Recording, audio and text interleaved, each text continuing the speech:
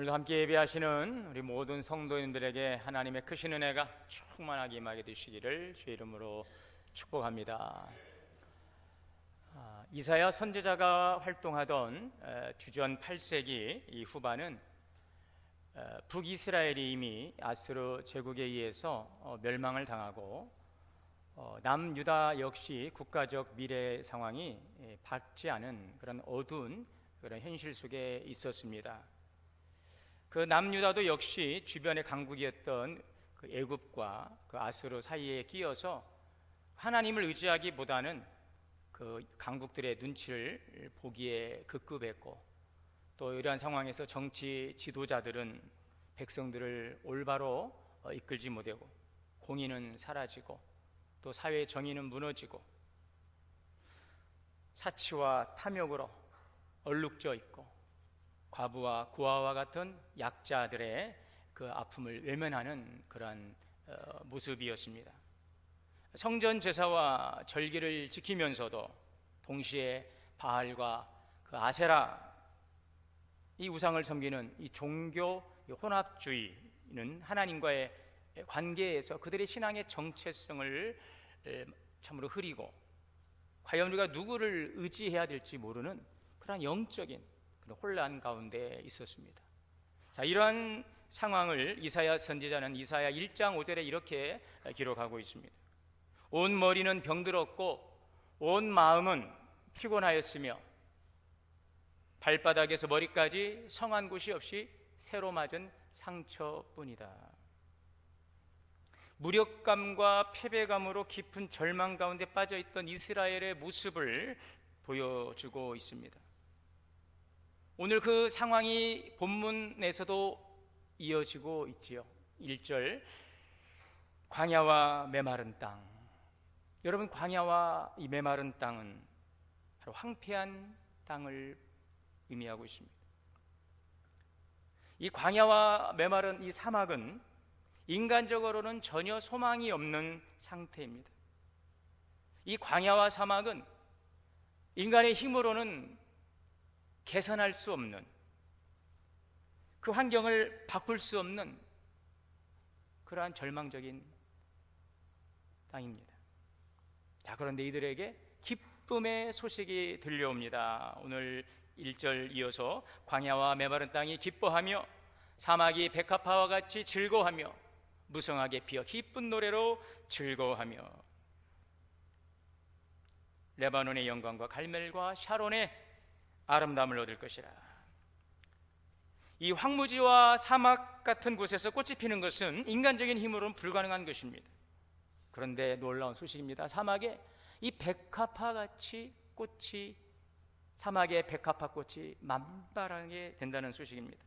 레바논의 영광과 갈멜과 샤론의 아름다움을 얻을 것이라. 이 레바논은 그 백향목 나무로 굉장히 유명한 곳입니다. 이 백향목 나무는 영광, 그 능력을 상징합니다. 갈멜과 샤론 이 평야는 비옥한 그 산지와 이 평야를 의미하고 있지요. 메마른 땅이 변해서 풍성하고 아름답게 변화될 것을 우리에게 보여주고 있습니다. 자, 무엇이 황무지와 같은 곳을 아름답고 영광스러운 곳으로 바꾼다는 것일까요? 오늘 2절의 말씀 보시면 그것들이 여호와의 영광, 곧 우리 하나님의 아름다움을 보리로다. 아멘. 이 말씀이 무슨 뜻입니까? 바로 하나님께서 이 땅을, 이 절망을 소망으로 변화시킨다는 것입니다. 삶이 지금 황무지와 같아도 하나님의 은혜가 임하니 반드시 이 삭막한 사막의 땅에, 이 광야에 아름다운 그 백합화 꽃이 만발하게 될 것이라는 것입니다. 하나님은 죽은 땅을 살리십니다.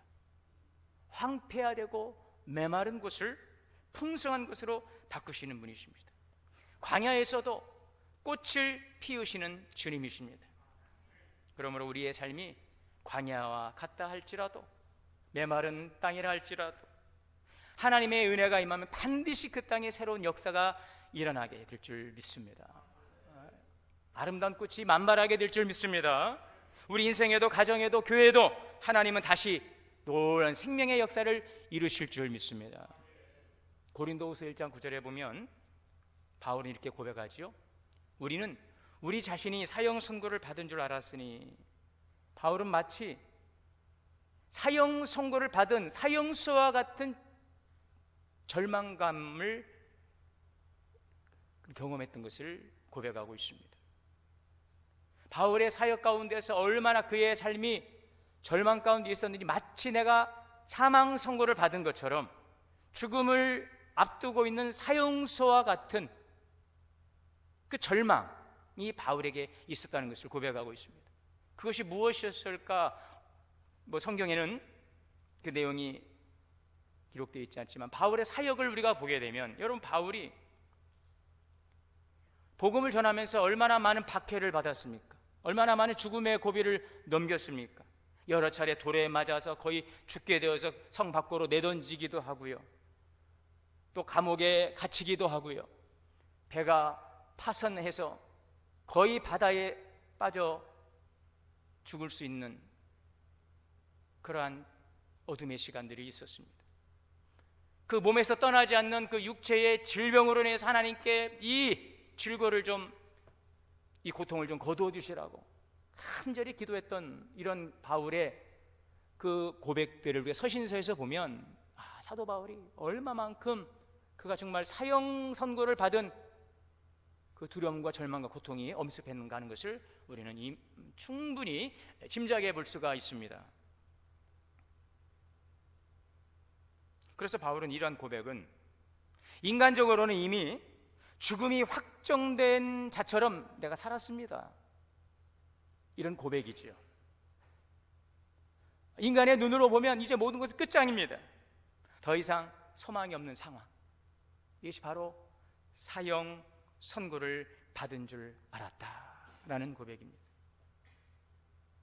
여러분, 사형 선고를 받았다는 것은 인간의 능력과 지혜로는 해결할 수 없다는 것을 또 보여주고 있는 거예요. 그렇죠? 사형 선고를 받은 사형수가 자기 힘으로 벗어날 수 있습니까? 그건 불가능한 일이죠. 나의 힘과 능력으로는, 나의 지혜로는 이 문제를 해결할 수 없는 그런 존재라는 것입니다. 왜 하나님은 바울에게 이러한 고난을 허락하셨을까요? 고린도후서 1장 9절에 이렇게 고백하고 있습니다. 이는 우리로 자기를 의지하지 말고, 자신을 의지하지 말고, 오직 누구요? 노란 글씨 한번 같이 읽어보겠습니다. 오직 죽은 자를 다시 살리시는 하나님만 의지하게 하심이라. 아멘. 하나님은 바울을 이 절망 속에서 만나주셨어요. 바울은 이 절망 속에서, 사형 선고를 받은 상황 같은 절망 속에서 하나님을 새롭게 만나지요. 절망이 하나님을 더 깊이 의지하는 통로가 되었습니다. 바울은 인간적인 능력과 자기의 자원으로는 더 이상 버틸 수 없는 그런 순간을 통해서 오히려 자기 자신을 의지하지 않고 오직 하나님께만 소망을 두게 되었다라고 고백하고 있습니다. 죽은 자를 다시 살리시는 하나님, 여러분, 이것이 바로 부활의 믿음인 것입니다.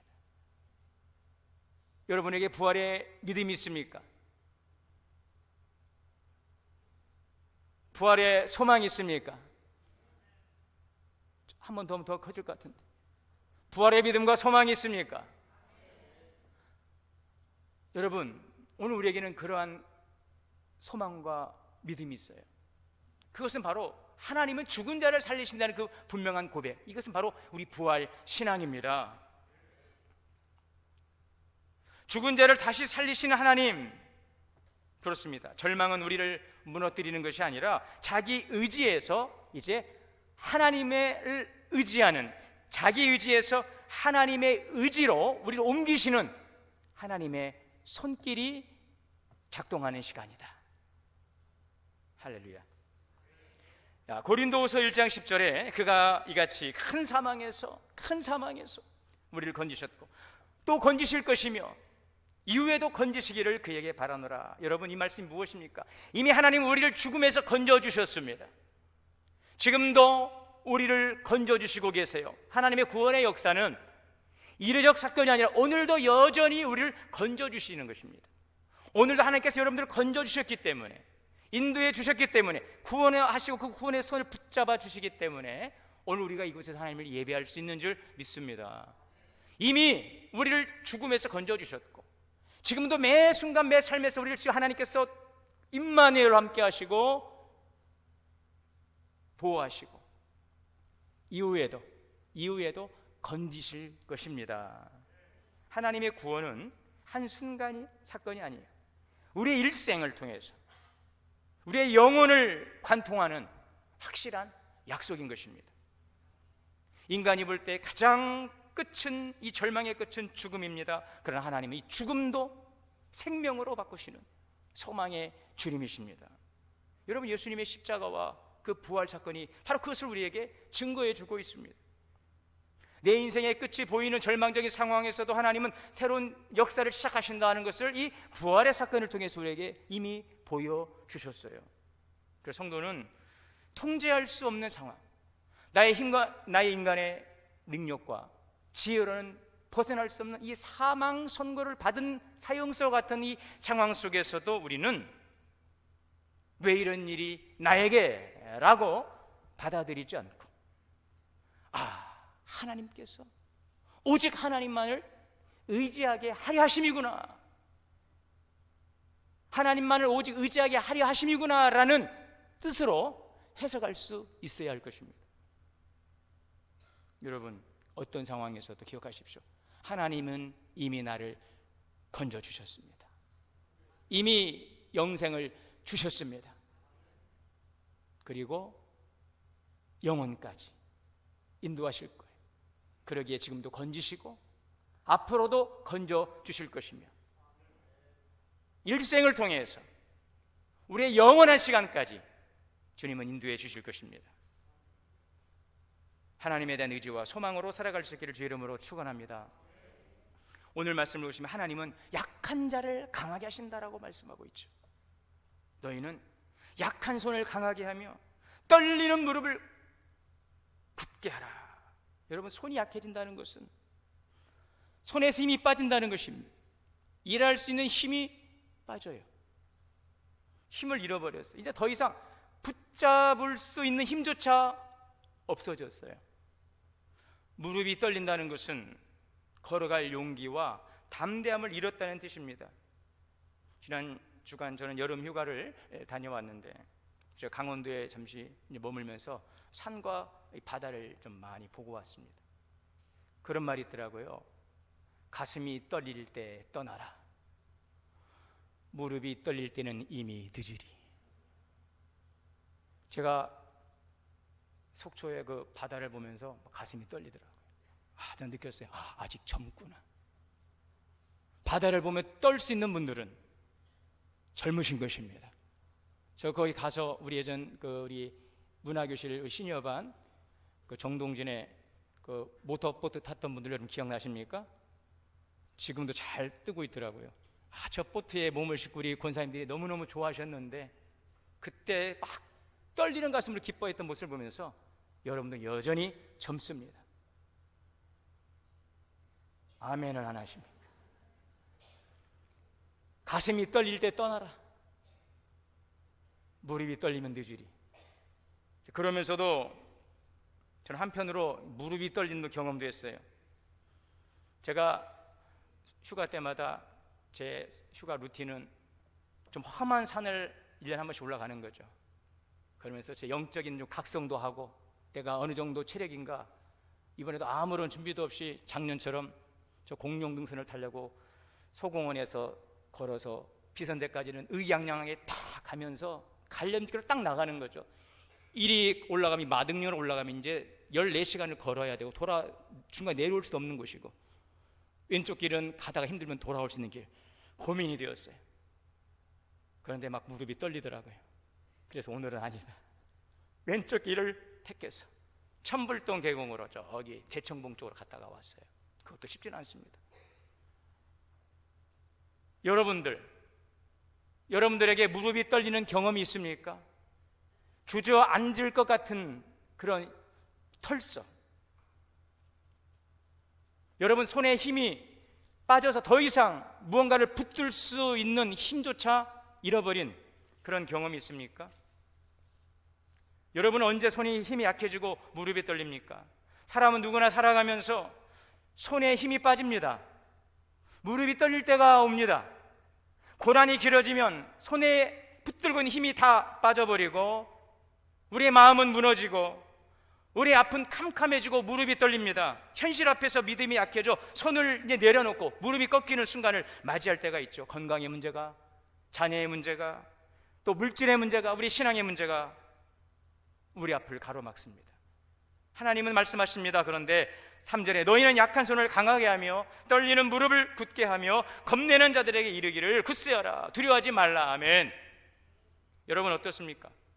아멘 했는데요, 자, 아멘 하면 갑자기 떨리던 손에 힘이 들어가고, 여러분 또 무릎에 힘이 들어갑니까? 손에 풀려가는 사람에게 자, 힘을 내세요, 꼭 붙드세요, 절대 손을 놓으면 안 됩니다. 그렇게 말하면 당사자는 그대로 바로 그 말 듣고 손에 힘이 들어갑니까? 그래, 내가 손에 힘을 더 잡아야지, 그래, 내가 떨고 주저앉으면 안 되지. 여러분, 당사자에게는 그 쉬운 일이 아니에요. 그건 내가 통제할 수 있는 영역이 아니기 때문에 그래요. 손은 자꾸 풀려갑니다. 다리는 자꾸 주저앉습니다. 그런데 오늘 말씀에 약한 손을 강하게 하라, 떨리는 무릎을 굳게 하라, 됩니까? 이 말씀이 무슨 뜻입니까? 그 뒤에 말씀을 보세요. 오늘 4절에 보면 보라, 같이 한번 읽겠습니다. 앞에 보시고 시작. 보라, 너희 하나님이 오사 보복하시며 갚아주실 것이라. 하나님이 오사 너희를 구하시리라. 아멘. 보복하신대요. 우리의 그 억울함을, 우리의 탄식을 주님께서 갚아주시는 것입니다. 하나님이 오셔서 구해 주신다는 말씀이죠. 그러므로 포기하지 말라, 떨지 마라, 마음을 굳게 하라, 두려워하지 말라. 이것은 우리의 의지를 가지고 그렇게 하라는 말씀이 아니라 하나님께서 오셔서 힘을 주시고 용기를 주신다는 것입니다. 하나님이 우리를 구원하시고 보호하시고 붙드시기 때문에 그래요. 내 힘이 아니라 하나님이 주시는 힘으로 손이 강해지고 무릎이 굳세어지는 것, 여러분, 이것이 바로 복음입니다. 로마서 1장 16절입니다. 내가 복음을 부끄러워하지 아니하노니 이 복음은 모든 믿는 자에게 구원을 주시는 하나님의 능력이라. 아멘. 복음이 무엇입니까? 여러분, 복음이 무엇입니까?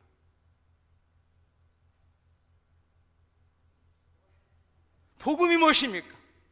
부끄러워하지 않는 이 복음이 무엇입니까? 내게 복음은, 오늘 이 복음이 정립이 되어 있어야 돼요. 그래서 우리가 말씀을 알아야 되는 거죠. 여러분, 이미 알고 계신 말씀이에요. 여러분, 복음이 무엇입니까? 하나님의 아들이신 예수님께서 인간의 몸을 입고 오셔서 우리의 죄를 대신해 십자가에서 죽으셨어요. 그 십자가에 죽고 부활하심으로 죄와 사망을 이기셨습니다. 이 놀라운 소식이 복음인 것입니다. 할렐루야. 예수님께서 우리에게 주신 이 복음은 그러나 이 과거 2000년 전의 사건으로 끝난 것이 아닙니다. 건지셨고 지금도 건지시고 이후로도 건지시는 영원한 복음인 것입니다. 복음서에 있는 사복음서만이 아니라 제자들에게만, 초대교회 성도들에게만 복음이 아니라 그 복음이 오늘도 우리를 건지시고 그 복음이 오늘 우리의 미래를 보장하시고 우리를 영원으로 인도해 가시는 영원한 복음이에요.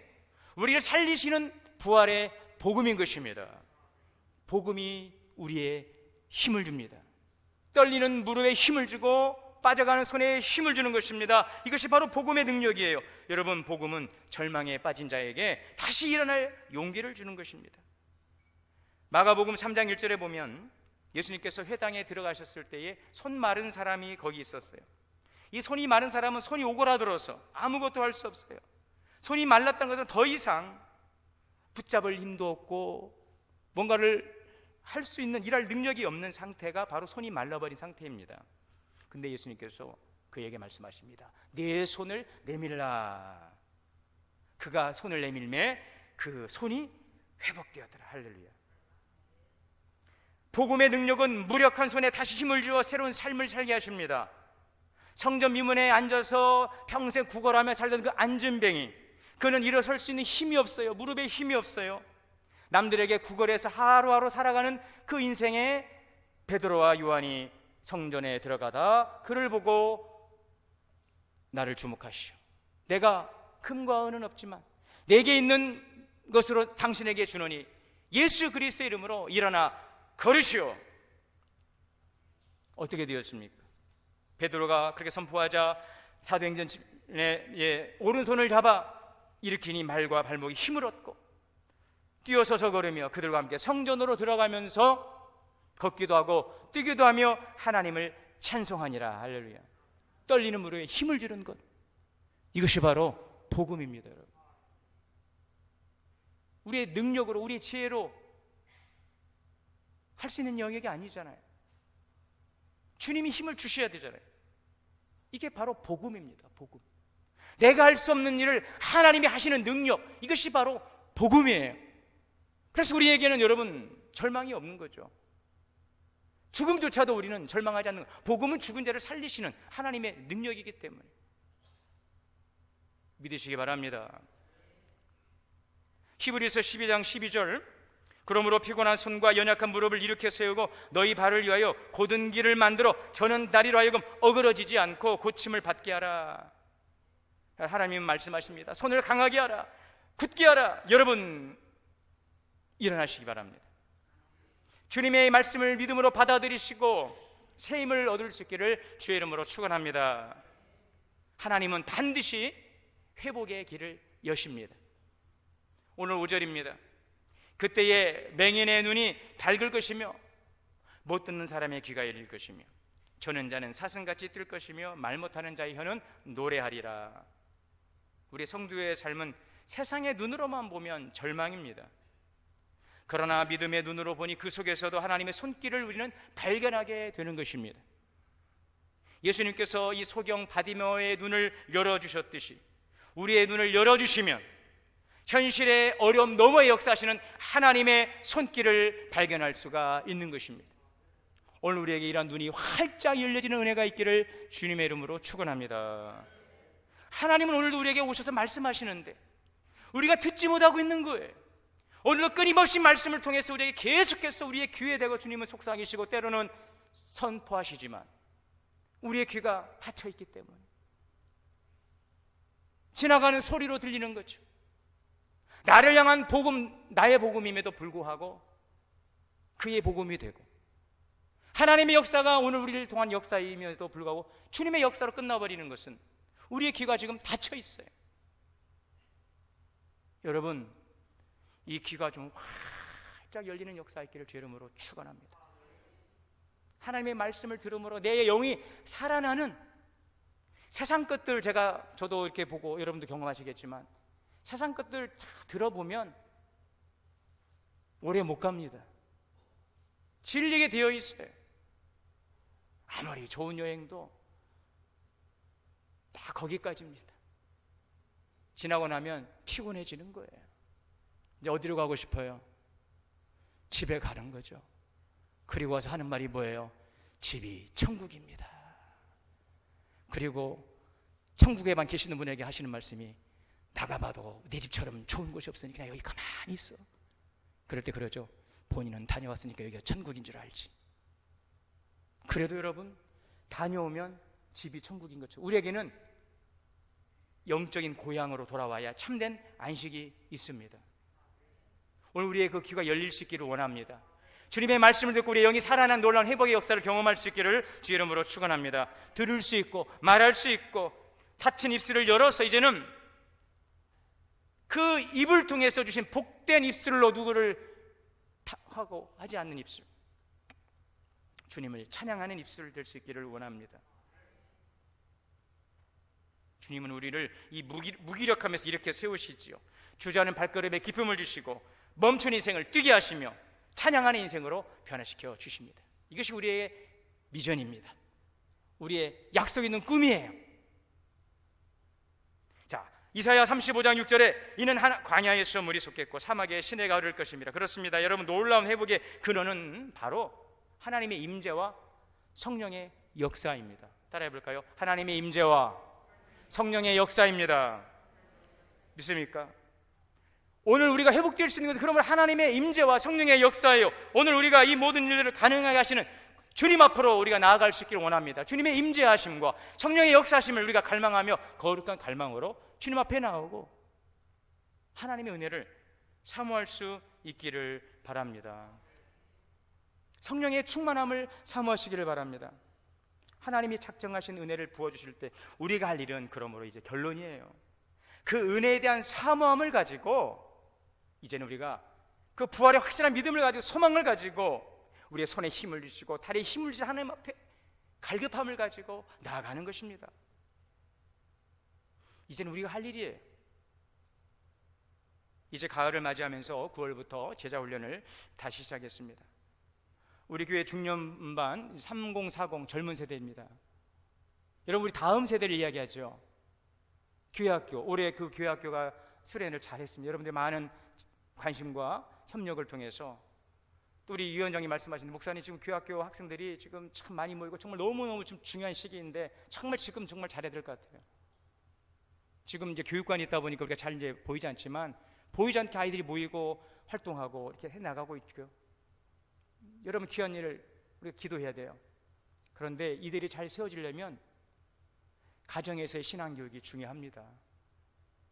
3040의 젊은 세대 엄마 아빠들이 믿음으로 서서 그들을 충고하고 그들을 양육해 줘야 돼요.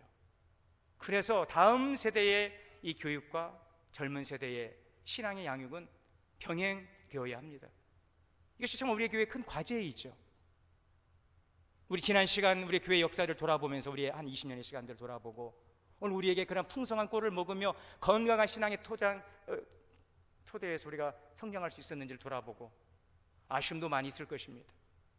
이제 그러한 작업들을 우리가 해나가야 됩니다. 이러한 일들을 이뤄가기 위해서 우리 다음 세대를 위한 관심도 중요하지만 우리 젊은 세대가 잘 세워져야 할 것입니다.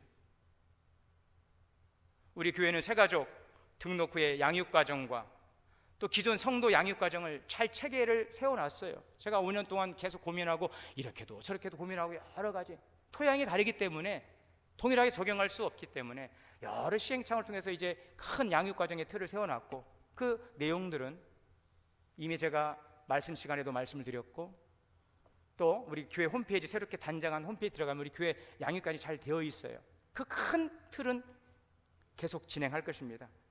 그러나 이제 그런 신앙의 양육을 모든 성도들이 받을 수 있도록 예배나 또 강의나 또 이 소그룹 활동 다양한 장을 통해서 모든 성도가 영적인 성장을 이루도록 할 것입니다. 일단은 우리 젊은 세대 3040을 시작하고 지금도 뭐 진행하고 있어요. 진행학교도 했고 이제 우리 중년반, 이제 장년반 5060이죠. 또 시니어반 7080, 90까지 모든 성도들이 하나님의 은혜를 사모하고 열매 맺을 수 있도록 그렇게 계획을 하고 있습니다. 여러분, 땅이 없이는 씨앗을 뿌릴 수 없고 땅이 개간되지 않고는 씨앗이 자라 열매 맺을 수가 없는 거예요. 하나님께서 작정하시고 주실 축복의 씨앗을 받아 꽃 피우고 열매 맺을 수 있도록 우리가 할 일은 그 은혜를 사모하고 땅을 개간하는 일입니다. 이것이 없이는, 이 부흥이 없이는 우리의 세워지는 그 집은 모래에 지은 집이 될 수밖에 없는 것입니다. 프로그램이 끌어가는 교회가 아니라 하나님이 우리를 아주 거룩한 목적이 우리를 끌어가는 그 교회가 되어야 할 것입니다. 그것이 하나님의 비전이에요. 우리에게 주신 약속이며 사명입니다. 여러분, 미래가 불확실해도 두려워할 필요가 없습니다. 하나님이 우리의 삶의 주인으로 오시고 우리의 가정과 우리의 교회를 붙들어 주시고 계시기 때문인 줄 믿습니다. 우리 같이 한번 선포해 보겠습니다. 여호와의 영광 곧 우리 하나님의 아름다움을 보려다. 시작. 여호와의 영광 곧 우리 하나님의 아름다움을 보리로다. 아멘. 삶이 메마른 광야 같더라도 낙심하지 마십시오. 오늘 하나님께서 당신의 거룩한 영광을, 찬란한 영광을 우리에게 보여주시기를 원하시는 것입니다. 우리로 하여금 하나님의 아름다움을 찬양하도록 하실 것입니다. 오늘 우리를 그래서 부르십니다. 그 부르심 앞에 거룩한 갈망으로 나아감으로 이 아름다운 영광을 보고 찬양하는 우리 모든 성도들이 다 되실 수 있기를 주의 이름으로 축원합니다. 자비로우신 하나님, 하나님의 거룩한 영광을 볼 수 있는 우리 교회가 되게 하여 주옵소서. 거룩한 갈망을 가지고 주 앞에 나감으로 하나님이 예비하신 신령한 은혜 기쁨을 누리는 복된 제단이 되게 하여 주시옵소서. 우리 주 예수님의 이름으로 기도하옵나이다.